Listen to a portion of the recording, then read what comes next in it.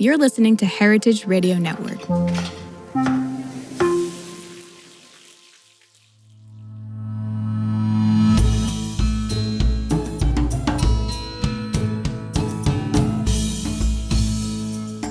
I've been seeing something online lately that's really been bothering me. Not on my own social media account or blog posts or what have you, but floating around in comment threads under news stories and on reels about tariffs or bailouts or policy shifts that affect farmers. The comments say things like, they voted for Trump, so they deserve what they get. Farmers made their bed, now they can lie in it. And I get it. There's anger behind that, frustration, a sense that some people have supported leaders or policies that harm others, and now those same policies are circling back to harm them. But still, I keep coming back to this question: do they really deserve it? Because if we start deciding who deserves empathy and who doesn't based on how they vote, that's a dangerous road.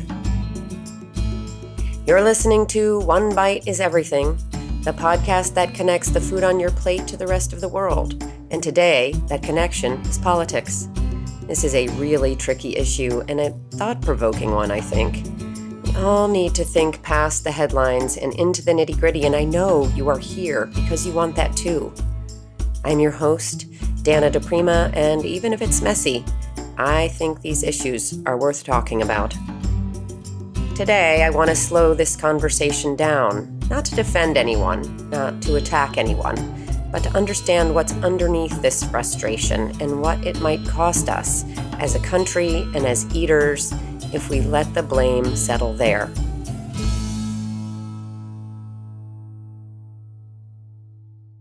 When I read these comments, what I actually hear isn't just cruelty. I hear disappointment. People are tired of injustice, of racism, of policies that harm the environment or exploit workers. They see farmers lumped in with the political right, and it feels symbolic. Farmers become a stand-in for everything that feels stuck. So anger lands there. But anger, while understandable, is often misplaced because farmers aren't a monolith. They're 1.9 million farms and 3.4 million people scattered across red states and blue ones, growing corn and cotton and lettuce and flowers. Only about 1 to 2% of Americans actually farm for a living. Yet online, the word farmer gets used as shorthand for rural America, as if the two are interchangeable. They're not. Rural America includes teachers and truck drivers, nurses, small business owners, and retirees. And the farmers inside that category, the actual producers, are diverse in every way: race, gender, scale, belief, and background. So when we say farmers voted for Trump, we're already simplifying a picture that was never simple. Let's be honest. Many farmers lean Republican, and many voted for Trump. Twice. But the reasons weren't all ideological. They were practical. They voted on issues that touched their everyday survival: trade and market access. They wanted open, fair trade, not new walls, but stable buyers for their crops. There's regulation. Many felt overregulated, frustrated by rules they saw as written for big corporations but enforced on small farms. There's taxes and real estate law. They wanted to keep the farm in the family without losing it to taxes. There's labor. They wanted workable visa programs and stable immigrant labor, not raids in the middle of harvest. Real infrastructure. They wanted broadband and hospitals and roads and schools, all of which had been quietly disappearing. They wanted to feel seen. For decades, rural communities have watched their main streets empty out. Small towns lose hospitals. Farm prices swing with global politics. So when someone comes along and says, "I see you, I fight for you, I'll bring jobs back, I'll protect farmers," it's easy and human to hope they mean it.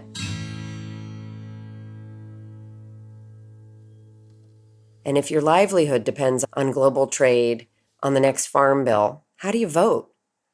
You vote for whoever promises to steady the ground under your feet. That's not stupidity.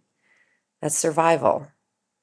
But here's where the story shifts, because what farmers got often looked very different from what they were promised. Let's start with trade. Tariffs were supposed to level the playing field. Instead, they sparked retaliation. China, Europe, and other countries struck back hard. Exports dropped. Soybean markets vanished overnight. Prices tanked. The government responded with emergency aid, the Market Facilitation Program. It sent out billions in bailout payments. But the bulk of that money, more than half, went to the biggest farms and corporations. Small and mid-sized farms, the ones most vulnerable to a lost buyer or a bad season, often got a check that barely covered the diesel. Meanwhile, input costs like fertilizer, machinery parts, and feed, those costs climbed. Some of those same tariffs raised the cost of supplies farmers needed to grow their crops. And then there was labor. Many farmers rely on immigrant and seasonal workers. About 40% of farm workers in the U.S. are undocumented or are here on temporary visas. When immigration enforcement ramped up, farm owners in places like California, Florida, Texas, and New York couldn't find enough hands to harvest. Crops rotted in the fields. Climate and conservation programs were frozen or stripped back, leaving farmers who had invested in soil health or carbon smart practices without the payments they were promised. And across the board, consolidation continued.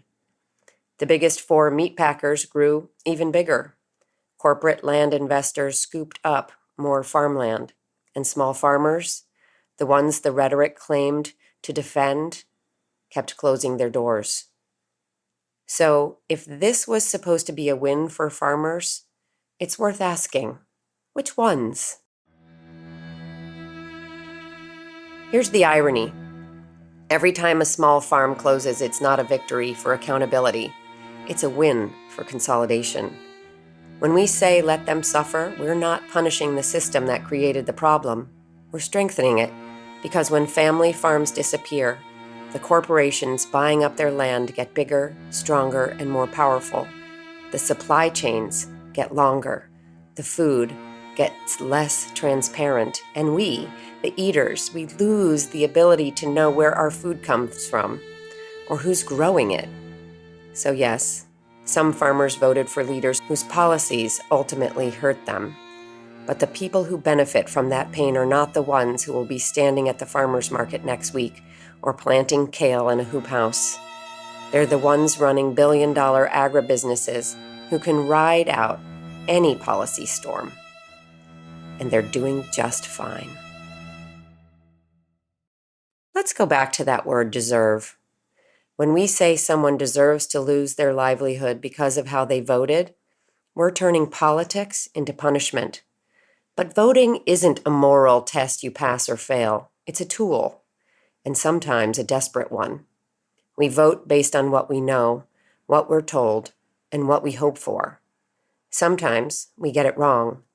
Sometimes everyone gets it wrong. Do those mistakes mean you should lose your farm, your home, your hope? That logic, you made your bed, now lie in it, feels tidy, but it's cruel, and it misses the point.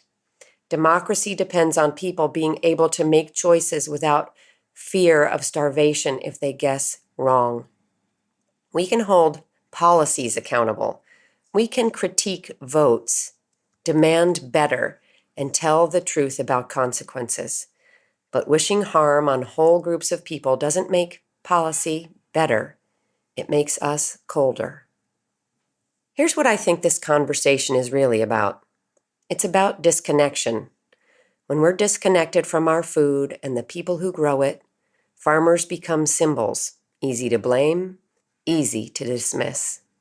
It's simpler to say they deserved it than to confront how the same policies that hurt farmers hurt us too.